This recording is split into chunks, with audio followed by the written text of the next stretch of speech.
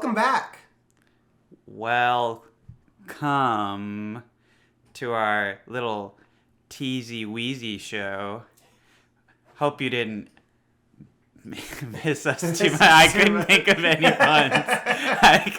You can't just lead in with welcome and then not have any other sex puns ready to go. But this is me. Maybe we. I don't. Maybe we just ejaculate and evacuate out of this one. Yeah, let's do that. Okay. What is up, guys? Standard YouTube intro here. It's been a week. It's been a wild week for us. We've been busy. Yeah. So sorry about the delay, but hey, we're here now, and we're ready to talk. We're ready to just have a conversation. We have some damn opinions on stuff. Most importantly, we've seen some stumy probably. You know, I saw the fall of the Berlin Wall since the last time we talked. I saw, my mom at least one time. At least one. I saw my mom and dad one time as well. Yeah, I'm older now.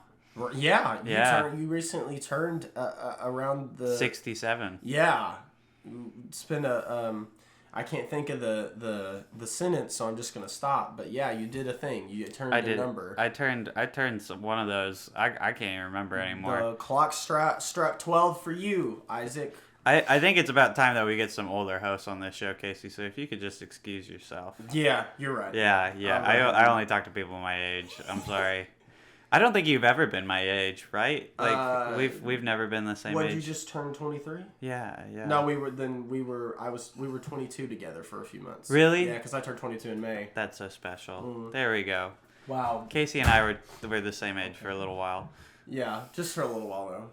Nothing too long. Who are you at the same age as? Michael Jackson? I know Shawn Mendes and I are born on the exact same day, and it's a tough one. Really? Yeah, because then it means that he's had the same amount of time to get successful as me, and he's been doing much better at it. And then don't even get me started on the fucking Stranger Things kids. Oh my god. Did you see that they're teasing? That's a good segue, actually, into some film stuff. Did you see that they're teasing season 4? I'm pretty hyped. I don't think we've ever talked about Stranger Things on the show, but it's great. Yeah, I love Stranger Things. I think season 2 was pretty shit, but other than that, like... Really?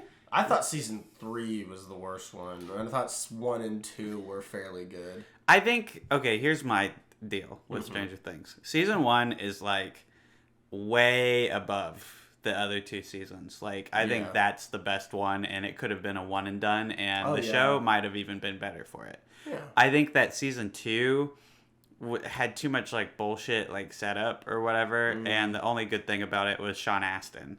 I like him coming into it. I mean, and there was some other interesting ideas, but there's that terrible episode where like 11 goes off on her own and like meets those other sidekicks. That just didn't work. It didn't feel like it was the same show. And they abandoned that pretty quickly. They were like, okay, we're not doing that again. Yeah, like, we get it. Season 3 I enjoyed because it felt like they did things again. Like big events happened and there was like a mystery element that was absent in season 2. I do like all of the characters that they've introduced. For sure. Like the... Sadie Sink's character, what's her name? Max is great. Yeah, Max is great, yeah. Everyone else, it's the guy, Steve, the lifeguard, the brother, he's great too. He's amazing, yeah. I love the cast. Like, one of the best casts on TV. Yeah. I think I love the mall setting of season 3 too. You know, the whole, it's very fun. It's so fun. Yeah. I think it's much more fun than season 2, which is like, oh, we're gonna do season 1 again, except the big old spider is in there. Yeah. I actually have these really cool. It's so it's the full seasons 1 and 2 on DVD, but it's in a cassette tape form, and it looks like an old like 80s movie that you found on VHS, and it's really really cool. And they did it for seasons 1 and 2. I'm not sure if they did it for 3, but I'm gonna try and find 3 because when they finish the series, I want them all in that form. I feel like the Duffer Brothers would want to do like completionist, you know, have all of them. Do you think 4 is going to be the last season? I kind of hope it's over soon. Yeah, like they need to bring these things to a close. Right. I feel like the kids are already like maybe too grown to do anymore anyway. Like they're 19 now. Yeah, it just, I mean, feel like if they end it on season 4, it'll be good. Like they can wrap everything. I feel like they're at a point where they can wrap everything up in a season, and it not be annoying to find out there's a season 5 and then the show just drags after that. So, do you wanna know something? Yeah. Apparently, sure. David Harbour's an asshole. Really? Yeah. I was reading a Twitter thread the other day, and she's like, there's this guy who comes into work a lot who you would think is nice, but he's an asshole, and his name rhymes with Bopper from Branger Bings. No! And it's like, I'm so heartbroken over it, but apparently he yells at waitresses and whatnot, and isn't very humble about being a celebrity. But then I also read that he admits that he like has a hard time in public because he struggles with like bipolar disorder. So I'm like, I don't know. Okay. I don't know. Like I feel for you. But I was so heartbroken because he seems like he just seems like a wholesome very man. Personable all the time. But I am thinking these days, celebrities do a lot of, not like in a manipulative way, but celebrities have to be like very presentable all the time because they don't get to have the flaws we have, which is weird because so many of them right now are very open about the fact that they're not showering. Have you been seeing that? I saw something about it. What's going on there? Just an insane amount of celebrities are talking about the fact that they don't shower. Like Jake Gyllenhaal was one of the first big ones. He's like, Jake, I go like months without bathing. You just need perfume really or like cologne to like mask the smell, but your body cleans itself. And then Terry Crews was like, yeah, I don't shower unless I'm sweating. If you don't sweat, you don't need to get wet. And I'm like, no, what? And like other like couples have admitted to it. I don't remember, but like the list has gotten so big that I cannot remember every celebrity who has admitted to not bathing. Bro, that's so fucked. Like, why is it like every day I figure out that like, so you know that there's like the right wing conspiracy theory that all the Hollywood people are like elite. Like, they're in some cabal. Okay. That's starting to make more sense as we get all these celebrities that are like doing this like, we're not showering. Like, what the hell is that? Okay, in response to that, I did see a theory today that was like, with the global warming crisis getting to what it is and our water usage being so high, maybe these celebrities know that there's going to be a shortage soon, and this is how they convince the poor that they don't even need that water to bathe anyway. And it kind of sounds like if you were to be at a cabal and the water were about to get real low and you didn't want the poor people to kill you, maybe you'd tell them not to shower. What the hell? That's ridiculous. Or the other alternative option or the alternative answer is that they're all just really into pseudoscience, kind of like Gwyneth Paltrow, and so they're just discovering really weird things that make no fucking sense whatsoever. Oh, and one of those things is not showering. So they're like, if you don't shower, it'll align your chakras, man.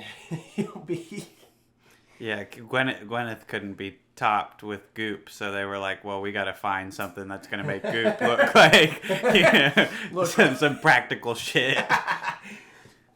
That's so ridiculous. Which I hear Gwyneth Paltrow is like a nice person, Yeah, I have heard like she's like kind of outside the industry a little bit, and like the goop stuff really is like her passion. Yeah. I mean, it's also definitely like trying to like sell shit to people. Like don't get me wrong, but I do think that maybe it's shit that she might believe a little bit. Like I don't know, but I do think there's a predatory element still where she's seeking out like women especially and trying to get them to buy those products. Capitalizing off of this, but I'm just not very witchy or like I'm not. I don't see myself as Wiccan in any way, so I'm not trying to knock that belief set. I'm just saying like like Gwyneth Paltrow is definitely like preying on that like category, that demographic. Yeah. Shit, wow. Celebrities are fucking nuts. They're weird. They're really weird. And I wonder if Okay, so like the weird thing about celebrities is like, most of them, the majority of them are like assholes, and it's like, is it the ego problem, or do we just have a really bad like epidemic of like assholes becoming famous and they've always been assholes, or does something about being in the industry change you? I think that fame is like a poison, Mm-hmm. like the way that like someone like Princess Diana was treated just for being famous, like where you never have a moment to yourself. Britney Spears, I mean, having her breakdown, like I think it's just a lot to take in. Like I don't ever want to be famous, Right. Like I obviously want to be known. Like I like to have people who know me and are like, hey Isaac, how are you doing? But to imagine everybody in the street, like all the time, recognizing you, like I think that's the thing, is that celebrities are not as pleased to meet you as you are to meet them. Right. Because there were 10 other guys before you walked up to the celebrity who interrupted their dinner and were like, can I get a picture? Yeah. Like, here's the deal. If I ever see a celebrity, I'm not going to fucking approach them. Yeah. I might... I don't know. Like, if it's someone I really like, I might try and, like, covertly, like, take, like, a selfie and they're in the background. Yeah, but, like, I don't think that I would ever ask them Yeah. for a picture. And I don't know what I have that's worth saying to them. Yeah. Like, unless I've done something with them. Like, if I worked on a movie with, like, Fred Armisen and we'd been working in the movie together, I might, walk up to him on a break and be like, hey, Fred, big fan. But otherwise, what's the fucking point? Like, they're just living their lives. I think I'm the only people that I would ever approach that are like famous. Like I would definitely approach Martin Scorsese. I feel like he might be nice enough to just be like, I'm a filmmaker. Can I please take a picture with you? You're my hero. And he might do that. So and then the other was I would definitely approach Super Mega if I saw them on the street because they've said that they want fans to interact with them. So I'm like, okay, I'm definitely going to pull some shit on them if I ever see them. But that's about it. I'm not walking up to Johnny Depp in public and being like, Mr. Depp, sir, can I get a picture? I feel like YouTubers and like actors are very different from how they deal with fame. True. Like Jake Paul is a good example because he's like actively inviting people to his house. His like, here's my address, like come through. And like, I think that YouTubers like do what they do. A lot of them anyway, because they live off of that kind of attention, like of being recognized. And like there are a lot of people who get upset when they're not recognized. Twitch streamers, I've noticed, like Call of Duty gamers, there's a lot of videos of like dudes walking into GameStops and being like, it's me, Megasticks Goated 69. Yeah. I just thought I'd come through and bless up. And they're like, who are you? They're like, It's like embarrassing. Yeah. That's funny. You know what else is funny? Movies. Yeah, some of them. Did you see any that were funny? Yeah, I saw a lot in the past 2 weeks, but really the only ones worth mentioning. Wait, are there? Did I even watch anything? I don't know. Do you want me to go to your Letterboxd and tell you? I'll hit up my Letterboxd. What did you watch first? We'll just go. Oh, okay. So let me get to my profile real quick. I watched several things actually. I watched first off the Aladdin remake. Oh, yeah, I saw you watched that. I assumed that this would maybe be one of the worst movies ever. I hate all of the Disney remakes. The Lion King one, especially, is the most abysmal piece of shit I've ever seen. It's just lazy, So I didn't expect anything. My brother had it on, and I wasn't even trying to watch it. And then I got kind of sucked in. And I think that a lot of that is just the original story from Aladdin is very good. And it's hard to look away. But, like, I did find myself legitimately liking a lot of the changes they made to the remake. I think the character of Jasmine especially gets a really good, like, do-over in this movie where they give her a lot of agency in the story that she didn't originally have. I think in a lot of scenes it's pretty cringe and they're like trying way too hard to be like girl boss. It's not anywhere nearly as clumsy as the Lion King shit with like the leader of the hyenas, being all like, women lead the hyenas. You know, like I don't know. They there's something about the way that Disney does like liberal politics that screams virtue signaling, you know? Yeah, for sure. And especially the way that they're treating like their actresses that are in their movies, you know, the fact that like they fucked Scarlett Johansson over with Black Widow. It's like it's very clearly empty and vapid. And I've never taken, you know, Disney's like woke politics seriously, but I do think Aladdin is a movie that maybe needed a reimagining of sorts because, you know, it's about Middle Easterners, and yet the original cast is mostly white people. And so what I loved about this is that, you know, the cast is great. They're all people of color, and they're fucking killing it. And I mean, Will Smith even did a pretty great job as the genie. I thought. I don't think the writing is as good. He clearly didn't improvise like Robin Williams did, but he does a pretty great job. And I think that the main thing, though, is Guy Ritchie has absolutely no like flavor in this movie, and his directing is actually like shitty.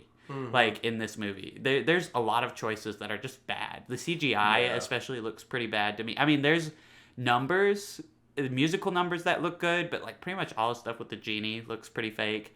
And then there's this like added chase scene with Iago that just looks fucking awful. Like it really does not. I don't know, and I just don't like the way that you know, they do animals in these live action remakes. Like that was my problem with Lion King, is it's like 2 hours of looking at animals with no expressions. And that's the thing that you lose when you take these animated movies and you put them into the big screen, is like you can't have fucking expressions for these animals anymore. And so it just looks goofy. Like Abu looks fucking silly in this movie. Like there's shots of a real monkey sometimes, and then there's shots of CGI, and let me tell you, you can fucking tell when it's a witch, you know. Yeah, I never liked the live action animal aspect of like Disney's movies. No, you know, it's not. The charm's not there of animals being animated, so it's mainly why half these things fail, I think, honestly. So it's not that bad though. That I guess that's all I have to say on it. It's just like, of the remakes I've seen, I especially think like, wow, good job not being the worst, I guess. Right. Cool. Well, I watched briefly. I'll talk about these two before I get into the other one. But Silver Linings Playbook. Oh, I've still never seen that. It's so freaking good, bro. It please watch it. It's really, really well done. It's like, for some reason it's like it's such a like a low low concept story. You're kind of just vibing with characters, really, but somehow they make it so interesting to be with the characters. And Jennifer Lawrence and Bradley Cooper do amazing jobs in the film. She won an Oscar for that one, right? I think she did, yeah. It's an amazing movie, yeah. I really liked it. Then I watched Jon Favreau's Chef. Oh, I like Chef a lot. I like Chef. It's a very like comfort movie, you know. It's just a happy feeling movie, and you could tell he just had some downtime, you know, after Iron Man 2 or whatnot. He needs to go back to making like smaller movies. Like I feel like Jon Favreau with a big budget has just always gone wrong. Like Lion King is like the epitome of like Jon Favreau making soulless like shit, you know. But like Chef was so good because it's just like a fun little character piece, and you can tell he loves making it. And then he made a Netflix show to be a companion piece with the movie, and it's like fucking incredible. Like it's so fun and lighthearted. I love Chef, man. I agree. Yeah, Chef was fun. Speaking of like food movies, by the way, I figure I should get this in right now. Okay. Have you heard of Tampopo? I have not. Okay, it's one of those like very beloved like Criterion Collection movies. Like if you go to Criterion Channel, it'll be like all-time favorites. And it's so good. It's a Japanese ramen western, essentially. Okay. Like so it's very silly, but it's like it's basically like a tribute to like food in general. Like there's little vignettes in it in addition to the main storyline that just are about like food. Like there's like a subplot about a gangster who uses food like sexually, like in his like sexual activities. That's really graphic, and I didn't expect it. And then there's like another one where like an old lady is just walking around like the supermarket and like squishing random like bits of food, and like the store owner's like trying to stop her, and she keeps running around and like ruining food, like taking cheese out of the bags and like squeezing it. It's so fucking weird and funny, but that's the whole charm of the movie though, is it's got this like funny obsession with food even, and that's where the main storyline comes in. It's basically these two truck drivers who stop in this town and discover this ramen shop, and this woman's struggling to take in customers and impress people with her ramen, so they essentially help her make the best ramen shop in that area.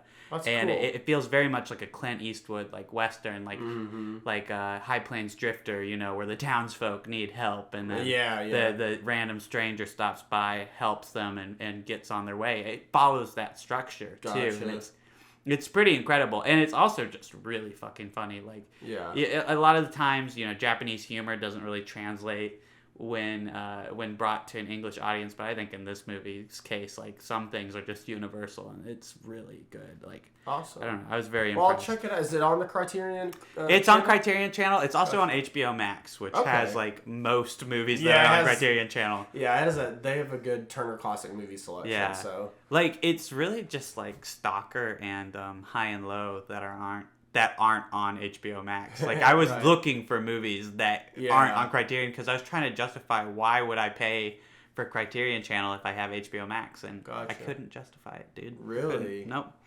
So I just watched Criterion movies on HBO Max. I watched Stalker. Yeah, I started High and Low. I didn't get to finish it, but I'm like, I'll watch it later. Yeah. Interesting. Well, speaking of art films, last film I watched before we get into the big one, obviously, is I watched Good Time. Good Time. Oh, I like Good Time a lot. I liked it. I did. Do you like it more than Uncut Gems? Because I know you don't fuck with Uncut Gems. No, I don't fuck with Uncut Gems at all, but Good Time is considerably better. Like, I really fucking love Good Time, yeah. Robert Pattinson is really the main thing to love about it. You know, he's just, that whole performance he gives in that movie is absolutely incredible. Really, the only thing that I have to say that really turned me off from the movie is the ending's very subtle. Subtle. It's very, it just happens. It's sudden. It's sudden, yeah. And I'm like, well, hold the fuck. But once I think about it, I kind of get what they were going for. Again, though, the soundtrack kills me. Same thing with Uncut Gems. It starts, and I'm like, okay, this is cool, but the more it goes on, just the more... Oh, you mean it kills you in a bad way? Oh, shit. Yeah, like, the Uncut Gems soundtrack, when it first started, I was listening, I'm like, holy shit, this soundtrack is awesome. But the further the movie goes, the more it just annoys the shit out of me. And the same thing happened with Good Time. It just annoyed the shit out of me by the end. I love both those soundtracks. But, I mean, at least I liked Good Time. I was afraid I wasn't going to like it, but I was like, I'm going to watch this because so many people tell me that it's like their favorite movie, and it's definitely really good. So I'm happy. I'm kind of interested to see what they do next. I'm thinking that Uncut Gems maybe was just a fluke for me. So for me, I feel like Good Time is a good blueprint, and then they really ramped it up with Uncut Gems. Like, I think the only thing is, like, I feel like the length of Good Time is a more appropriate length than maybe Uncut Gems is, but I still love Uncut Gems so much. That's like a 5 out of 5 for me, and and Good Time's like a 4 out of 5. Like, I love that. I think I gave it 3.5. That's fair. Out of 5, that's fair. So yeah, I liked it. It was a good time. Hey, I had a good time. I rewatched something recently too before we get into the big one. Have you seen Boogie Nights yet? No, it's next on my PTA watch list though. Okay, it's the next one I'm gonna watch from him. I hadn't seen it in a while, and I have just got to say, if I ever make something half as good as Boogie Nights when I'm 26, I mean, I've made it. I'm fucking there, dude. Like. But he was 26 when he made Boogie Nights? He was 26. Holy fuck. And he wasn't even 26 the first time he made Boogie Nights. He made a short film with the same storyline at age 17, which I haven't seen, but if it's got the same basic story structure as Boogie Nights the movie, holy shit. Like, what a imaginative and, like, very aware and intelligent 17-year-old, and especially at age 26, like I don't know if it's just like that youthful ambition, but he does so much with like the camera, especially. That's I've just seen like the fucking opening crazy. sequence. It's amazing, incredible. Yeah, incredible. And I mean, the cast too is like it's Mm-hmm. all fucking amazing. I think Burt Reynolds is like especially a standout, which is weird because he hates it. He hates Boogie Nights a lot, and he Burt hated. Reynolds does? Oh, he did. He did, yeah. Yeah, dead. R.I.P. But yeah, he distanced himself from the movie right before awards season. Like he watched a rough cut and he's like, I fucking hate this movie. He fired his casting agent that encouraged him to get into the role, and he vowed to never work with Paul Thomas Anderson again. And Paul Thomas Anderson was like, do you want to be in Magnolia? And he's like, fuck you. What the hell? Yeah, he thinks it's abhorrent, and he also thought that Paul Thomas Anderson was like full of himself, which it sounds like Paul Thomas Anderson kind of thinks that about himself in that time. Like he says that Magnolia is way too long. I've never seen Magnolia. I haven't either. Yeah, I've heard it's good. It's next on my PTA list. I think though Paul Thomas Anderson, he might have been a little full of himself, but if you look at his filmography, I'm like, okay though. He's on top of the world. He's on top of the fucking world. Like, There Will Be Blood is a modern masterpiece. Well, that's the thing. If you haven't watched Boogie Nights, it's a very different vibe. Like, I think that I like There Will Be Blood a lot more because it feels like a much more mature filmmaker who takes his time with his pacing. And that's something that made me actually appreciate The Master more, was going back and watching Boogie Nights. I don't know, like, it's very well reported that PTA was like a cokehead, like his early days, and the pacing in Boogie Nights and like a lot of the ideas and the camera work, it just does seem like gloating. It does seem like I'm young, I'm on drugs. Here's what the fuck I'm thinking of right now. And meanwhile, movies like The Master and There Will Be Blood, they take their time with their shots. Like shit lingers. Yeah, for sure. There's not a lot of lingering in Boogie Nights, really. But there's a lot of fucking tense shit. There's a really great scene in Boogie Nights when you do watch it with. All I'll say is there's some fireworks involved and it's fucking incredible. Okay. I love it. I can't wait then. Yeah, well, all right, ladies and gentlemen, the moment you've been waiting for. We both saw a movie. We're gonna fight again. We're gonna fight again. Sorry, I'm sniffling and coughing a little bit. I am not sick though. Oh, good. We watched the Suicide Squad. We did. We watched the Sewer Slide Squad. Well, before we get into the Suicide Squad, do you want to tell everyone what you think about the original Suicide Squad? Oh yeah, the original is really bad. That's like my least favorite superhero movie. Yeah, maybe. I think it's probably not my least favorite, but let me tell you, I'm never gonna sit down and watch it again because it's a pain to get through. It's a fucking slog. It's a slog. It's a bore fest. It's so weird and so too edgy. My God, way too fucking edgy. And it's not anything that I would like to put myself through again. To be honest with you, like, I watched it the first time when it first came out. I thought that was kind of weird. I'm gonna watch it again. And I watched it again, and then it was just a fucking pain to finish. Like, and I just never want to watch it again. It definitely like has the worst use of like licensed songs of any movie ever. Way too dark. Like, and I don't mean like tone wise, like literally can't see fucking shit in that movie. And I think like most egregiously the fucking Skybeam shit. Like, what the fuck is up with that? Did you watch the fucking the pitch meeting? Yes. Yeah. Well, I did watch that for the new one, but I was just thinking though, like we usually do a Skybeam. In that time, they had Skybeams. You know, Fan Four Stick had a Skybeam. Oh my God. This had a Skybeam. Even the Avengers had a Skybeam. I fucking hate Skybeams. I don't understand Skybeams, and I don't know why they keep. I don't know why they kept happening there for a minute. Also, a thing for a while, like in the original Avengers and Transformers, Dark Side of the Moon. Dark of the Moon. Yeah. There's the worm aliens that fly around. Like, why was that such a popular hot ticket item? And that didn't really fly around though. It was what's that Decepticon's name? Is it Sidewinder or something? He tunnels in, but he's like so giant that he looks like he can fly. And No, I'm talking about the actual giant flying worms in Transformers: Dark of the Moon. Do you not remember them? Oh my God, there's a great side-by-side comparison. Dark of the Moon, Avengers. Are you sure it was Dark of the Moon? I can't. I knew there were ships, but I didn't know they were flying like slugs. Let me see. Please show me. For YouTube, I'll throw this up on YouTube. Spotify listeners, you're shit out of luck. Oh my gosh. Maybe our first movie with visuals.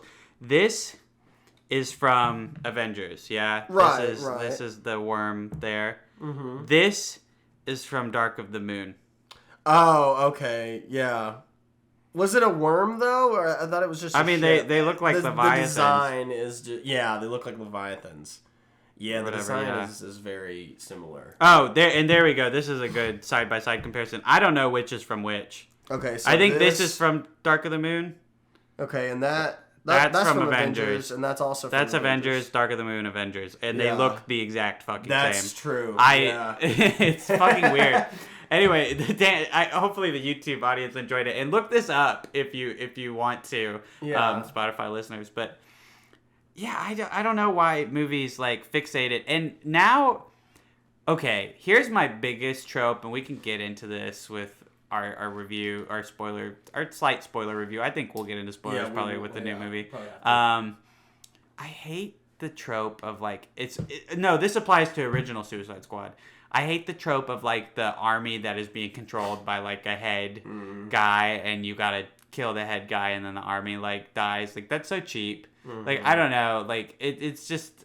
it's used way too many times. The hive mind shit is so overused. It's like, it was bad in Phantom Menace, and it's not been well utilized since. I think most frustratingly... it got fucking inserted into Game of Thrones. I was like, really? Oh, that's what we're doing? Yeah. We used to have, like, good ideas, and now this is our shit. Anyway, man, I don't know. Yeah. Suicide Squad sucks, the original. So I'm pleased to say, spoiler free, that I thought that this new reboot / sequel was really incredible. Like what they did with this IP. James Gunn has really like hit a special spot in superhero filmmaking, I think, and this feels fresh. This feels good. I think that it uses our knowledge of the first film to like you speed up the process, that we don't waste time on exposition. That's something I really appreciate about the new one, is that it hits the ground running and it doesn't waste our fucking time. And then it subverts expectations in a fun way, I think. Like, I like when it feels like there's real stakes. Like, one of the things about this movie that people hyped up is it was like, oh, people could die at any moment in this movie. And having watched it, I did feel that way watching it. I was like, oh my gosh, I wonder who's vulnerable and who's not. After a while, I figured who's not vulnerable. And we'll talk maybe in spoilers about that. But I really enjoyed the Suicide Squad, and I think it's one of the better superhero movies I've seen in a while. Gotcha. Had a lot of fun with it. But what did you think? Spoiler free. Yeah, I didn't like it that much at all. I thought it was really just a thinly veiled rehash of the first Suicide Squad.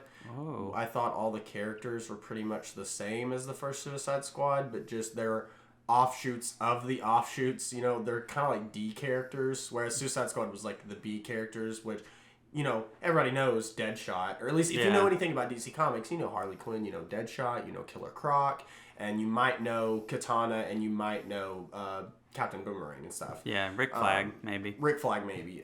But then these, you know, I don't think I knew. I knew Polka Dot Man. Well, and that's intentional. Like, he definitely pulled from the D-list people. Like, Harley Quinn is the most famous in this movie.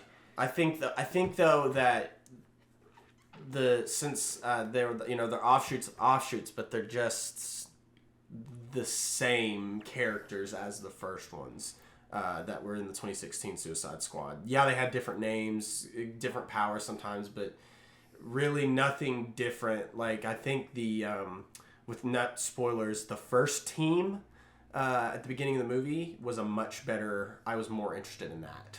Oh. But and then the editing was super weird. How he decided to start it. I guess it's kind of cool, but just the editing throughout the whole thing really threw me off.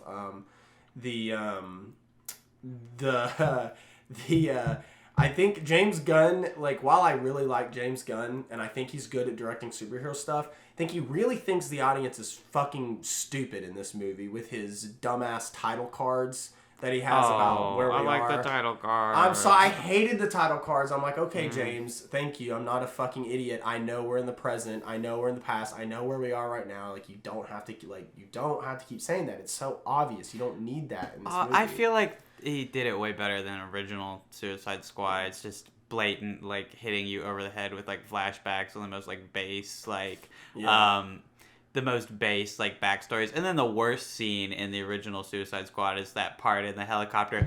This is Katana! She sucks the souls out of people with her sword! You don't want to mess with her!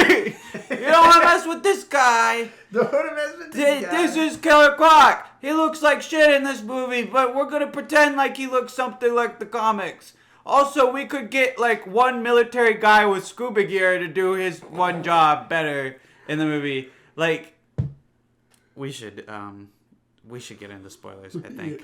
Yeah, let's go ahead. We're gonna get into spoilers for the Suicide Squad.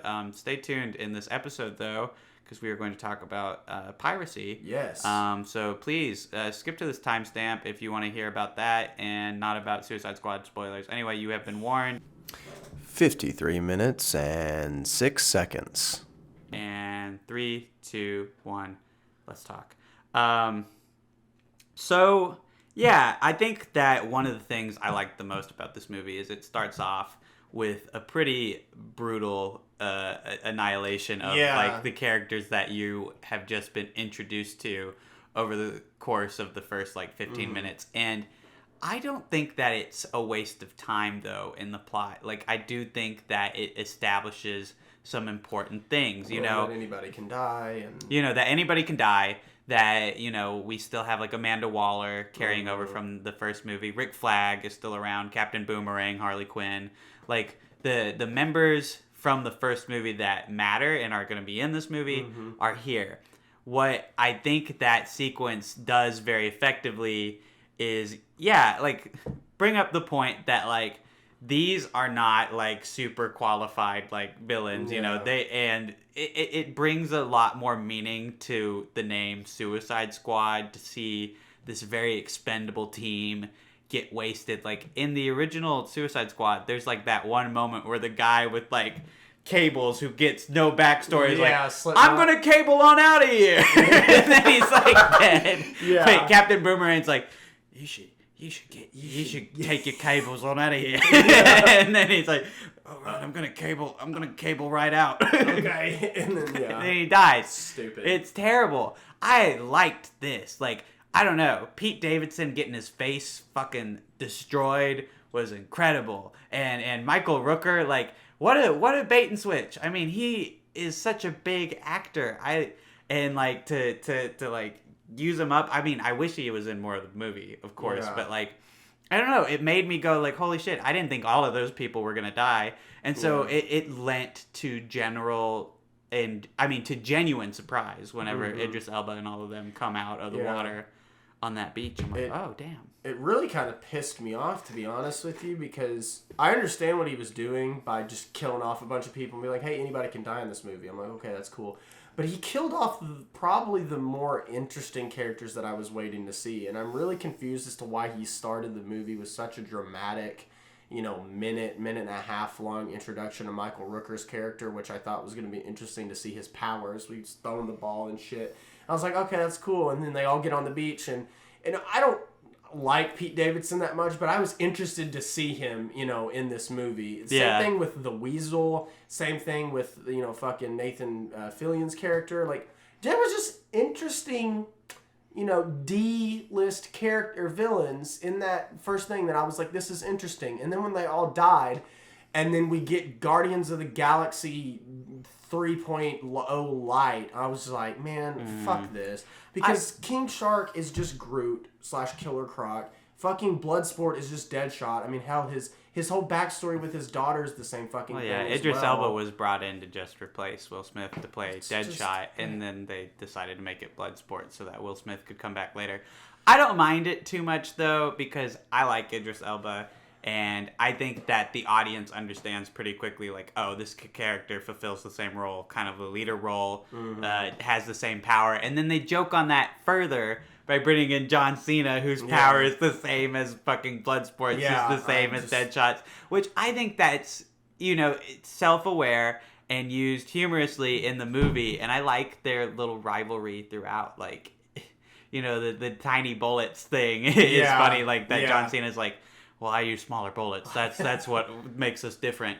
Like, this movie, I think, works because by the end of it, it makes its thesis statement pretty clear, which is that the American government, and especially like the CIA, has fucked with a lot of shit over the years, and it's always been inept. It's always been shit like this. Like, the opening sequence to me is akin to like the Bay of Pigs, it's supposed to represent, like, no one even looked up if the weasel could swim or not, And that's a lot of the situations our American government has gotten itself into. Like, I remember reading this year a book about Pat Tillman, who is a soldier who was killed in friendly fire in Afghanistan. But, like, one of the things that they told U.S. soldiers before they went to Iraq and Afghanistan is that they were going to be welcomed as liberators. Pretty much don't even be ready to fight, because like when you go into these villages, people are going to be happy to see American soldiers. They're going to be thrilled, and like soldiers were like therefore genuinely confused when they got to these countries and people were shooting at them. Like a lot of soldiers got captured simply because they drove into town with no preparations, no weapons ready. They really thought they were strolling in as liberators. And that's something the American government has done throughout history. And so I think that if you doubt the importance and the significance of the opening sequence by the beginning of the movie, I think that James Gunn does a good job justifying it by the end. And I think that the selection of characters that he has aren't as fun as that opening team. Like, I would have loved to see especially Nathan Fillion's like detachable limbs character get to live and do some fun shit. Like, I think that's funnier than like Polka Dot Man, Well, actually, I thought Polka Dot Man was probably the most interesting character out of the whole team. Well, I liked him, and I liked Ratcatcher a whole lot. I will say Bloodsport is very derivative of Deadshot. I don't think that he had the most interesting character in this movie, but I think he fulfilled his role like pretty okay in the context of the movie, and I think that his like whole pseudo daughter relationship with Ratcatcher is bullshit and totally rushed. Like, I do think that's a real flaw. I am getting tired of CGI animal characters that we're just supposed to like love because they're like simple-minded or whatever. Like, I do think that King Shark is fun though, and I do think that he gets to do more than Groot. I think I like him more than Groot because it's James Gunn. James Gunn unhinged, like at least there's like gore there. There's like stakes. I don't know. That's the thing, is I felt disappointed by one key aspect. It's like the characters seem like anyone is expendable at first, but then like 30 minutes into the movie, Idris Elba's probably going to live to the end. John Cena's probably sticking around.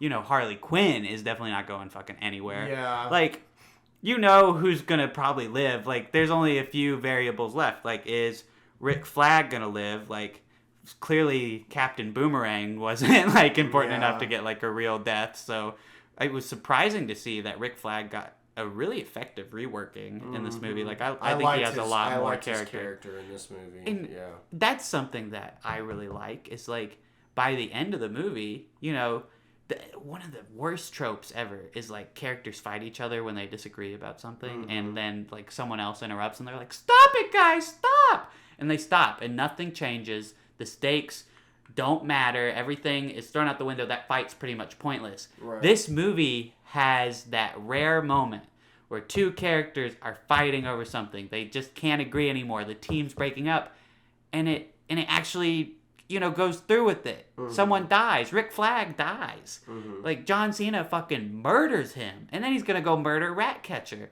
And I thought, by the point that we're at that part of the movie, I fucking love it. Yeah. Like, I'm like, okay, you've sold me again. Like, everything in the third act is great. The starfish, the jokes with them walking up and like their taxi drivers like with them and everything. Oh, yeah. Polka Dot Man, Ratcatcher's moment. Like, I do think that the movie fulfills its statements on like being a satire of how the CIA works, and also a movie for the underdogs. Right. Like, I do feel like the underdogs got the chance to shine. Yeah. I just can't, like, I mean, I hear everything you're saying, and I guess that's what I'm supposed to feel, but I can't help but just feeling absolutely just empty by watching it, because it feels to me too much like the 2016 Suicide Squad, because pretty much everything is the same but just changed. And what I mean by that is our characters are pretty much the same. Ratcatcher 2 is just El Diablo because El Diablo had the same emotional arc as she did. Yeah, but tell me, which character do you like more? I don't know. Like, I mean, probably I do like Ratcatcher a little bit more, but doesn't change the fact that it's the same, and I would have preferred something completely different. And then by the end of it, we have, like you were saying, like, 30 minutes into the movie, figure out who's not gonna die. And for me, it was like, okay. And then they kill off the only villain, or the only part of the Suicide Squad that I found that had an interesting backstory, and his powers are interesting, and he was actually funny, and he was Polka Dot Man. And James Gunn decides to kill him off, and not one of these other boring ass characters we have that I've already seen their arcs before in the 2016 Suicide Squad. And yeah, the CIA stuff with, like, I like the Bay of Pigs connection you made. Like, yeah. But also, same storyline in 2016. Amanda Waller sends them in to cover up shit she's done. And it's just like, to me, the Suicide Squad feels like a one-trick pony. And it's no matter how you spin it, it's going to be the same. And I'm not going to like it, really. And then Starro, I mean, we had our soulless army at the end. They didn't even have the guts to make them question whether they should be killing these people with. They had that one line about the corpses underneath. Yeah, and it's like, how. Okay, first of all, it just doesn't make any sense, and second of all, it's if you're gonna go with this R rating and you're gonna have them wipe out a whole camp of the resistance fighters, which was pretty funny. That was great. And why not take it a step further and have them grapple with that at the end fight? Like, that would be different. That would be something I would enjoy. But no. And then I don't know. Like, can we at least agree that the fucking Harley Quinn side storyline is bullshit? Like, when she goes and that, I just found that to be... Well, it's like she has her own movie in the movie, essentially. And she's already had that, so... I never saw that movie. I think that Harley Quinn is definitely, like, a character that I wish I enjoyed more. I do enjoy her in a lot of media. I do think that DC has really misused this character. Like, I'm pretty sure Birds of Prey, I would enjoy it if I saw it, because I think that that would be best for her, like, energy. I just felt like in this movie, I feel like she just is kind of like padding for the runtime. It's not that I don't enjoy the character of Harley Quinn or Margot Robbie's performance. I think it's just like, it feels like there's not really a connection between that side story and the main story, and that's one of those joke moments that I'm like, well, yeah, now I feel like our time got wasted too, when they set up to go, like, rescue her, and she's, like, already free. It's like, well, that's funny, but from a plot standpoint, I'm like, why did we need any of the Harley Quinn stuff? And I feel sad saying that, because I do think that Margot Robbie brings the character a lot of justice, and I do think that visually there's a lot of stuff that I really enjoyed about the Harley Quinn sequence, like especially the flowery, like, action sequence where she's butchering all those guys. It's a lot of fun. Yeah. I don't know. I guess I am a stickler for feeling like my time hasn't been wasted whenever I'm watching plot elements, and I think that is the one thread in this movie that I really don't feel like connects back in a meaningful way. Like, aside from, like, the javelin, which that's when she rejoins the main storyline. Like, I think she could have just stuck with the main crew for a lot more of the movie.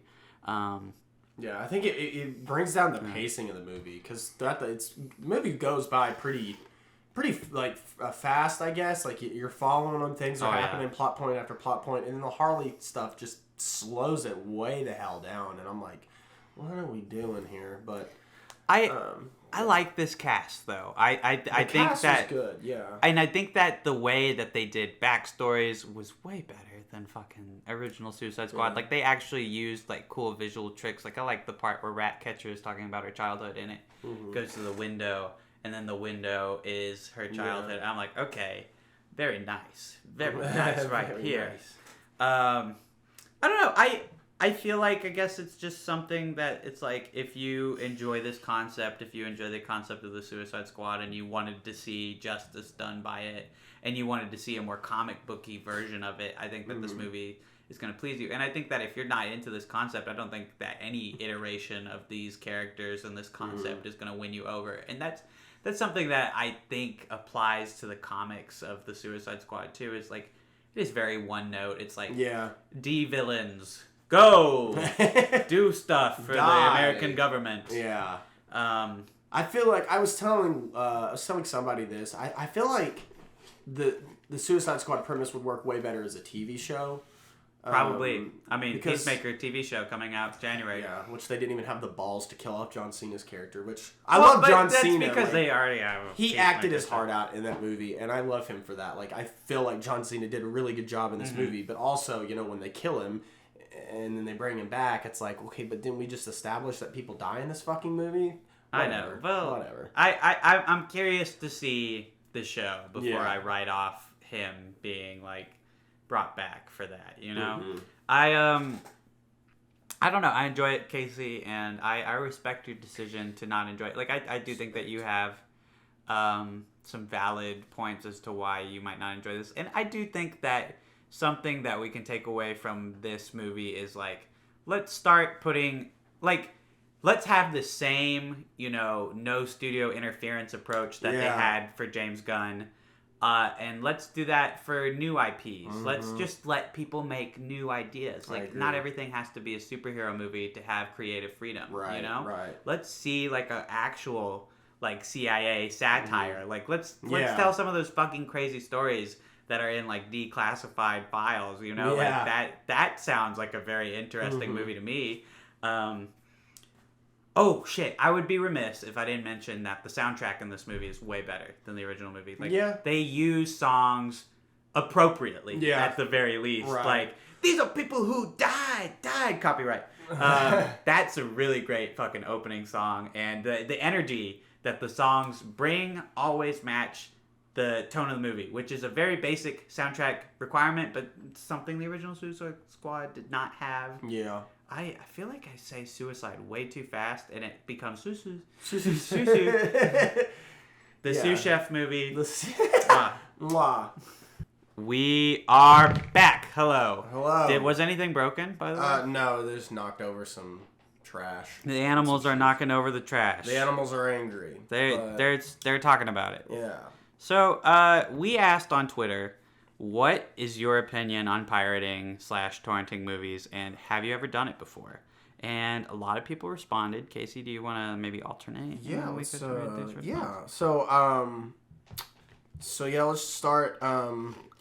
Let's start with Sam. Sam Tyler. He said, I haven't ever done it myself, but I have visited a friend of a friend's who was torrenting the feature in their dorm room for the evening. I like to buy my movies, but I don't judge my friends who don't want to give money to a certain multi-billion-dollar mouse. Yeah, I think pirating Disney movies, A-okay in my book.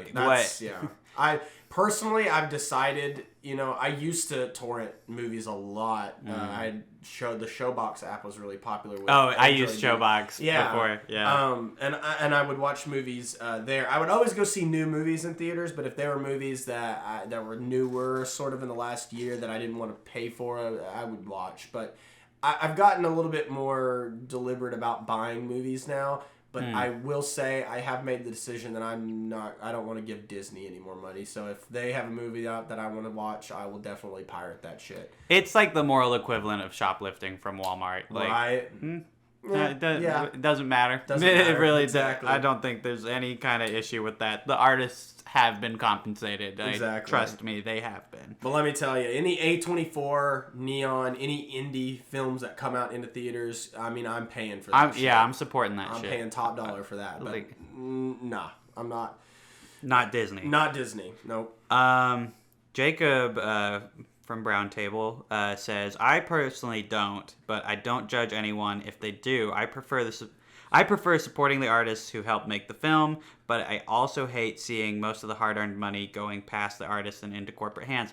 And I think that's kind of my my whole view on pirating anyway, is like, you know, I'll fucking donate to like an artist any way I can. I just, you know, with these big superhero movies especially, like I don't see any problem like torrenting it, and that's most of my torrenting experience is like I torrented like Logan, you know, back in the day, and Logan did just fine. Let me tell you what, Fox has been doing pretty well for themselves, and like I did get around to renting it anyway. Right, like it wasn't even a good torrent. Like, and I regretted doing. In fact, I lost. I went home from college and I had the file on my computer, and I went to my parents' house and their internet got shut off all of a sudden. We were like, "What the hell's going on?" And they called AT&T, and they were like, "Oh, you have a file on your computer called Logan.2017. Please delete that." And it was like, "Oh, okay, sorry." That's so stupid that they would regulate that. I know. Makes no sense to me, but whatever.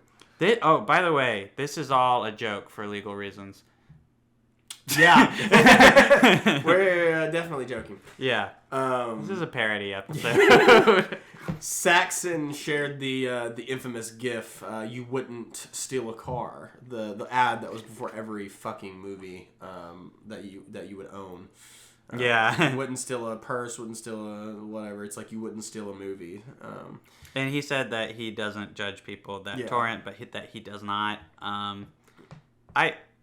Fair. Yeah, fair. Tetris Queen Kennedy said, "Okay, FBI, I'm not going to admit to crimes right here on Twitter.com." Yeah. That's the thing. I am getting kind of nervous thinking about it. Like, oh, shoot. If anyone listens to this episode, again, we're just kidding.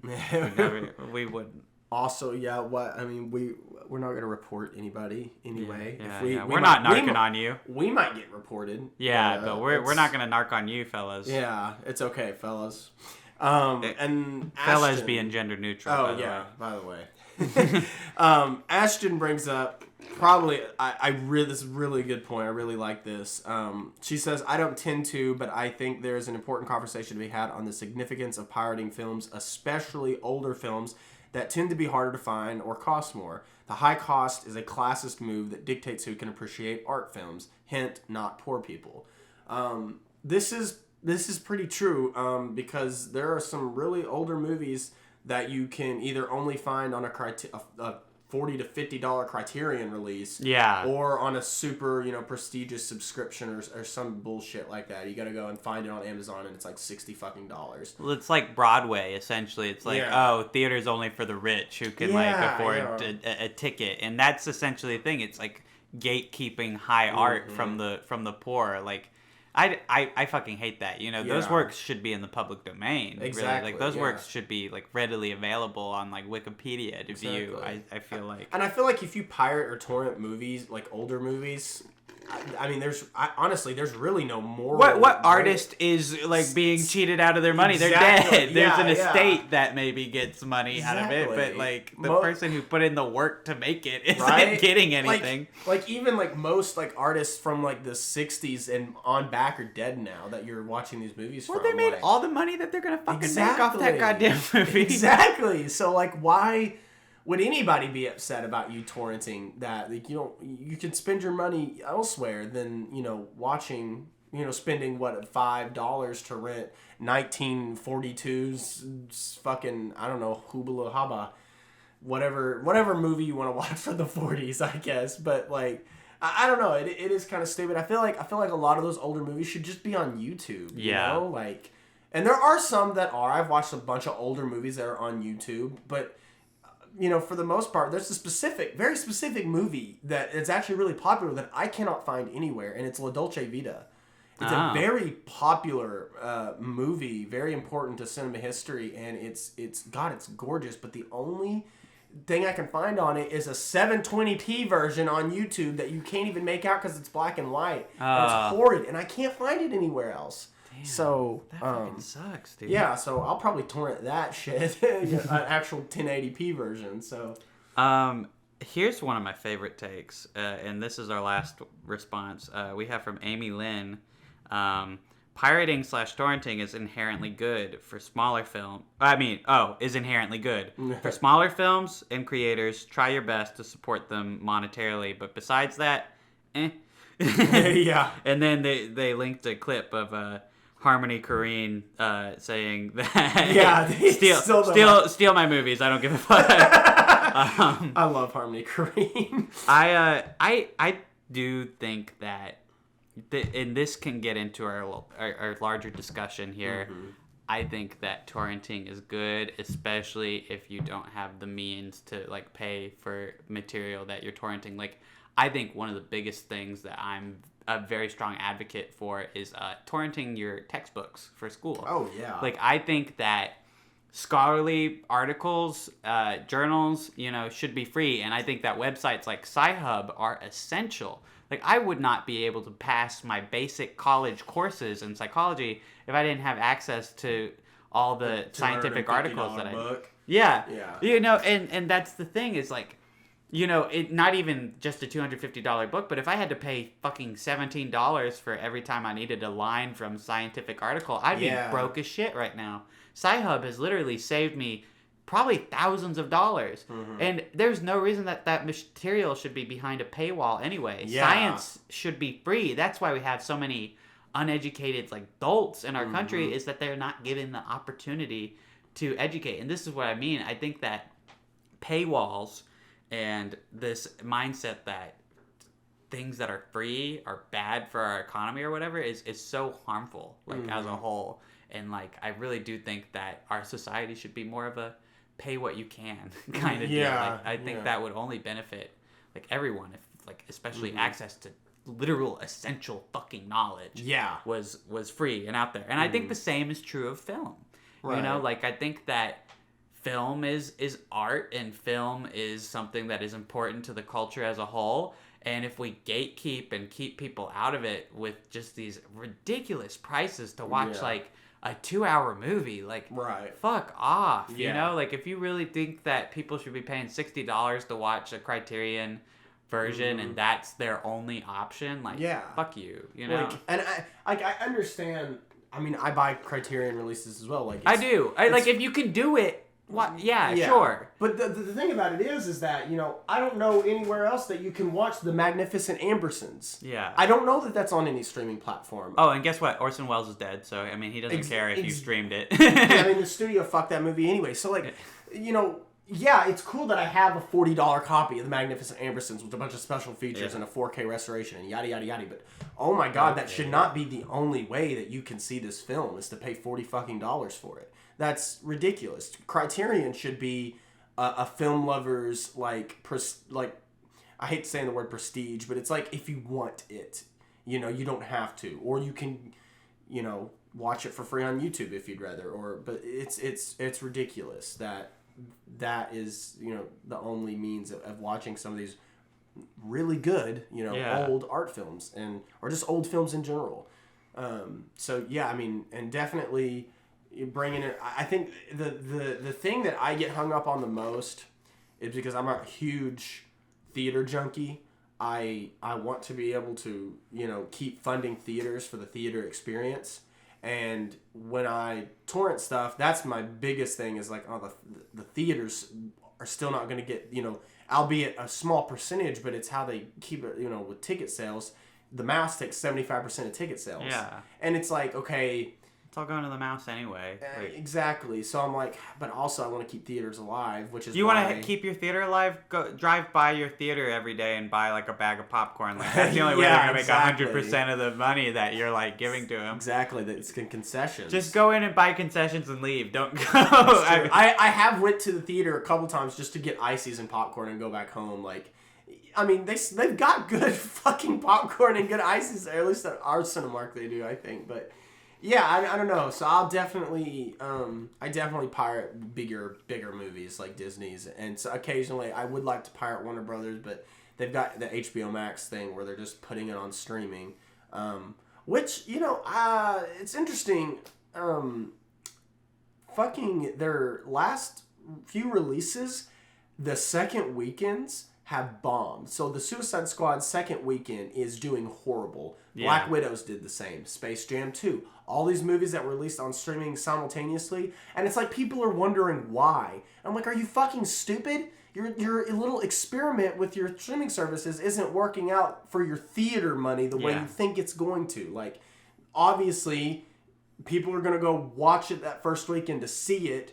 And then the second weekend, those are for all the people that are like, fuck it, I'm not going. I'm just going to watch it on HBO Max. Like, are you kidding me? And they wonder why. Like, and also with Disney's comments about Shang-Chi being an experiment. And did you hear about that? What? So they're not releasing Shang-Chi on Disney Plus for 45 days. They're going to let it be in theaters for 45 days and then release it on Disney Plus. For Premier Access? For Premier Access. Oh. And they're like, this is going to be an experiment. And the main actor from Shang-Chi fired back and was like, you're fucking stupid. Don't call us an experiment because it's an Asian-led movie. It's like, it's like, we're gonna fuck around. That's what they did to Raya. Exactly. Yeah, they fucked over Raya and they were like, it didn't make any money, so I guess we don't have to make any more of these. Guys. Like, they know what they're doing. Like, I fucking hate it. Like, it's such a shitty, disguising of like, it's much easier to just like hire these like A-list like white actors and point at the numbers and be like, these are what make money, these are not what make money. It's like when they change up their entire release plan for these movies. I fucking hate it. And that's such bullshit. Oh my god, I can't believe that. Well, see, that makes me want to say like, don't pirate Shang-Chi. Exactly. But then I'm like, well, I mean, the actors have probably already been pretty well compensated unless they got fucked over like ScarJo did and ticket sales. I doubt they did because ScarJo's a special case. Fuck. Okay. I said don't steal from the mouse earlier, but like maybe I don't know. Maybe go see Shang-Chi, but maybe I don't know. I don't know. Like it's less clear cut like a movie like Crazy Rich Asians, which white people have congratulated themselves way too much on like going to see Crazy Rich Asians. Like the point isn't like you just like rally around like every like Asian led movie out there. You just like diversify your viewing like in general, like see movies from different cultures. Like don't just see the AAA projects that break the mold. Like experience fucking other cultures. Like I think Parasite was such a big wake up call for me because people just can't even deal with like having to read subtitles. Apparently, it's like this is one of the finest plots, one of the finest gifts to cinema, and you're turning it down because you don't want to fucking read. Like fuck off! Holy shit! Fuck off! Yeah, it's horrid. It's absolutely horrible. Yeah, I like that we're having a moral dilemma right now about Shang-Chi though, because that's the complexity of pirating. Well, I think it's case by case. I think maybe, but I also think that the individual doesn't really make a difference. Like I feel like the corporation, like obviously as a whole, we make a difference. Sure, whatever. But what I guess what I'm trying to say is like these corporations put it on us a lot of the times to make us feel bad whenever like a diverse movie doesn't like work out or whatever, and they in no way are people led to think about the fact that like maybe the film was poorly marketed or maybe the release structure completely sabotaged the movie. Like here's the deal, any movie being released during COVID right now is not going to make a shit ton of money at the theater. So I can't with good conscience say go out and see Shang-Chi because one, we're in the middle of a pandemic right now. You have to be okay with going to the movies, and if that's something that you're okay with, like, sure. But two, your money's not going to make a big difference. Like, that movie's probably not going to make $100 million at the box office. No movie is right now. And so the fact that Disney is putting it on the people to be like, oh, are you going to support this Asian-led cast? That's not... Okay, so yes, here's my stance on Shang-Chi. Okay. Do not buy into the bullshit for a second that it depends on you to support this movie to make more Asian-led movies. This company has plenty of money to burn, and if they wanted to, they could make movies with people of color front and center all the time. This spectacle, the showmanship, the look, we have a movie with Asian actors, like, go support it. That's such bullshit. Like, you should just be making these movies anyway, and you should just fund these movies because people will go out and see them under normal conditions. You need to stop making it such an event and such a spectacle and putting it on audiences because it's not on them. It's on you. It's always on the corporation. And this is the same with, like, fucking global warming. You know, like, 75 companies are responsible for like 95% of our global emissions, and yet it always comes down on us. Like, oh, recycle your cans. Like, every bit matters. It's like, no, even if I go waste free for the rest of my life, if like a company in China still throws like tons and tons of waste into the river, my lifetime is not gonna make a fucking difference to this planet's health. And that's the thing. I'm so sick and tired of companies manipulating our morals and our virtues against us like that. So, fuck it. Pirate from Disney, always. They should be making movies with people of color all the time anyway. And Raya, they already did this shit earlier this year, and so don't believe them that they're, like, trying to do justice to any of the artists who actually made this movie. Fuck them. Fuck Disney. Fuck Disney. Pirate from Disney, always. And you've heard it here first, folks. And As a joke.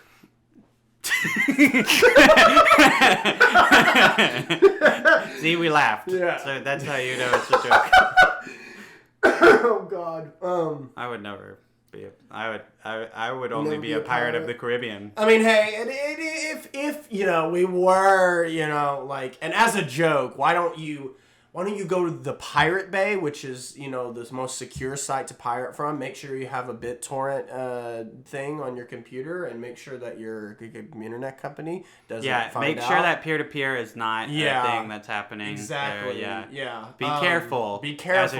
As a joke. It's very funny to be careful when you're pirating from Disney. Also, delete your files when you finish watching a movie as a joke. Yeah. You definitely, like, let's say that any legal action were taken, like, as long as there's no evidence that transaction took place as a joke, like, go ahead and delete your BitTorrent files as well that you use to make sure that's off there as a joke. You should never go to jail for this. Yeah. As a joke.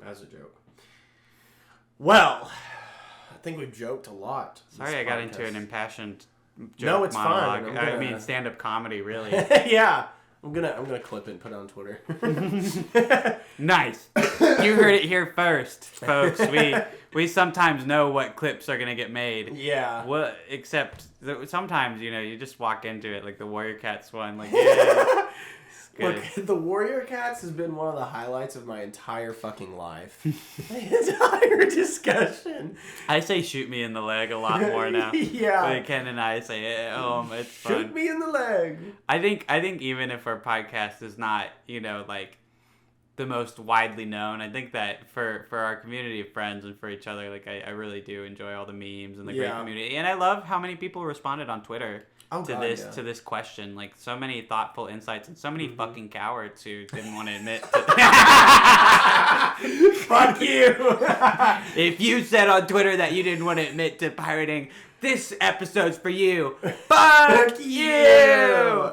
Just kidding. It's a joke. It's a joke. The whole episode's a joke. The whole episode is a joke. Casey actually really liked the Suicide Squad.